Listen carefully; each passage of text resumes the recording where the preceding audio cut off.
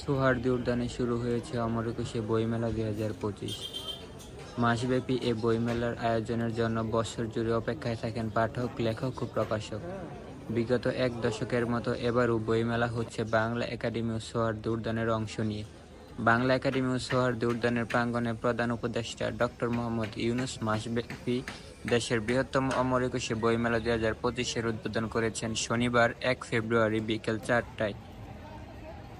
উপদেষ্টার অতিথি হিসেবে উপস্থিত ছিলেন সাংস্কৃতিক বিষয়ক উপদেষ্টা মোস্তফা সরওয়ার ফারুকী।